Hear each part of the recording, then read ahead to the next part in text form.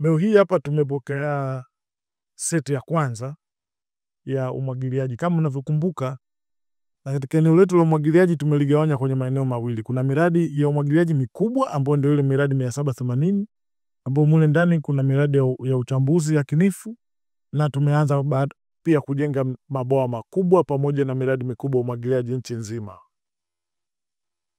Sasa katika awamu ya pili na sehemu ya pili ni eneo la umwagiliaji mdogo mdogo, tunaita micro irrigation, kwa ajili ya wakulima wetu wadogo wadogo waliokuwa kwenye mikoani, lakini kigezo viwili, wawe mikoani lakini pia wawe kwa karibu na sosi za maji. Tunaongelea wakulima ambao karibu na mito mikubwa, ambao kwa sasa hivi wanatumia maji ya mito lakini kwa uchache mno na sio kwa ufanisi, na wale ambao wana access ya visima. Hiyo miradi yetu ya umwagiliaji kwenye hii awamu ya pili ambayo tunaita micro irrigation au miradi midogo ya umwagiliaji inajumuisha uchimbaji wa visima, usimikaji wa miundombinu midogo midogo ya kumwagilia ikiwemo drip zile pipes pamoja na sprinkler au nyunyiziaji. Hapa nyuma mtaona mfano wake. Kwa hiyo tulifanya tathmini nchi nzima, na katika awamu hii ya kwanza tumeanza na mikoa 7.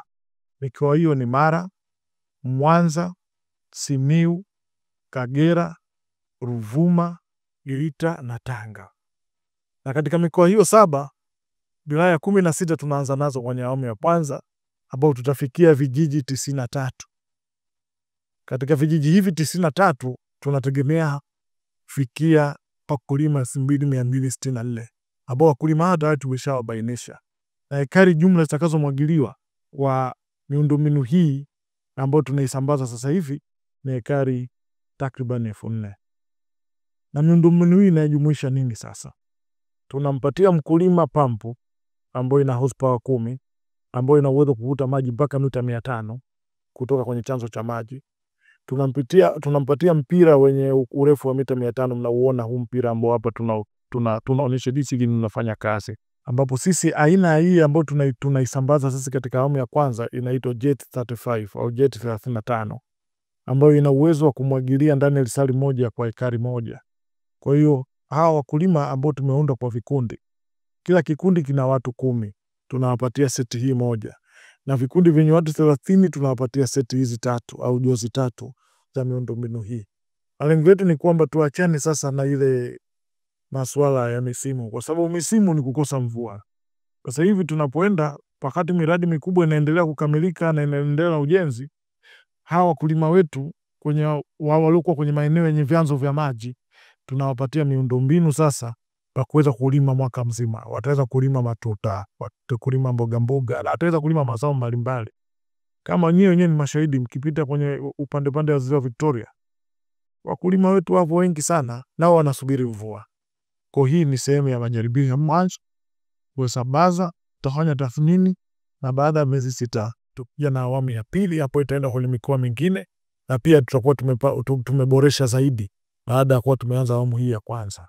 Kwa hiyo hapa nyuma mtaona mfano, hili ni bwawa. Kuna wengine watamwagilia kutoka kwenye mabwawa kwa sababu mabwawa yapo, lakini huu mfano ni wa chanzo cha maji.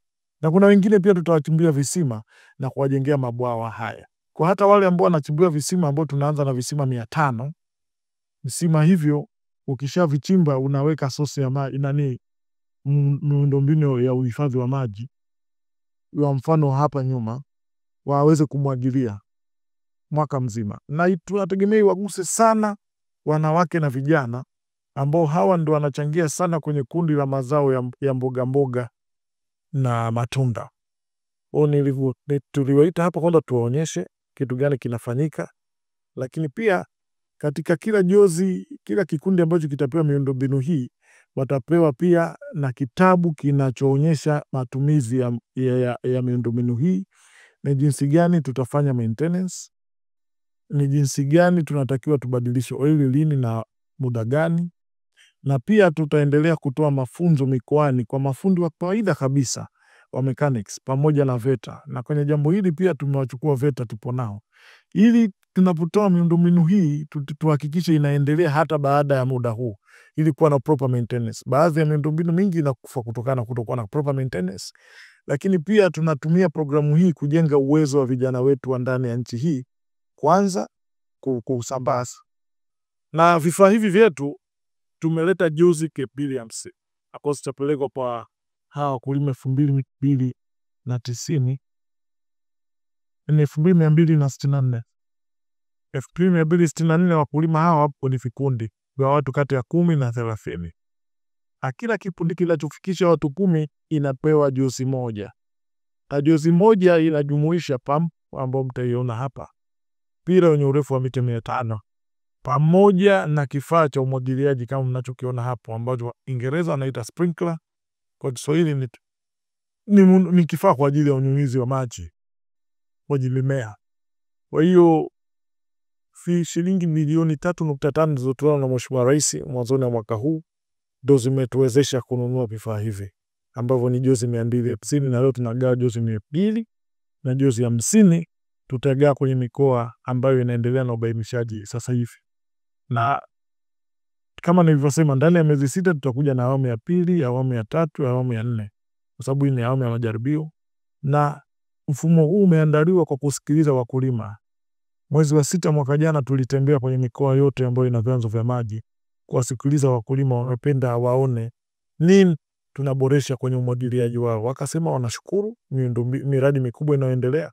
Lakini katika kipindi hiki miradi mikubwa inaendelea, wangeshukuru pia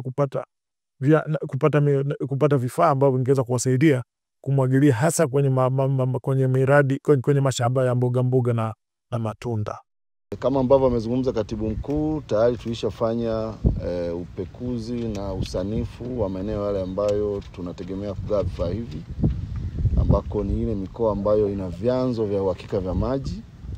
Na kama ambavyo amezungumza, kuanzia kesho tunaanza kuenda kuvigawa, na tayari magari kupitia kampuni ya Grover ambao ndio wenye kazi hii, tayari magari yao wameshafikisha hivyo vifaa katika mikoa husika ile 7 ya kuanzia.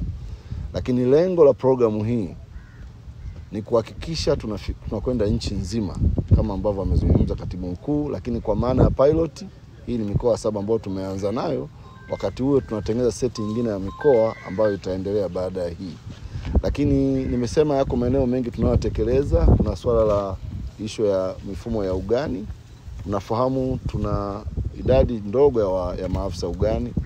Sasa ili kuweza kuhakikisha kwamba wakulima wetu wanapata taarifa kamili ili kuongeza tija ambayo ndio kipaumbele, tunatumia mifumo ambayo ni ya kidijitali kuhakikisha kwamba wananchi wanapata elimu sahihi ili waweze kutumia zile pembejeo ambazo zinapatikana.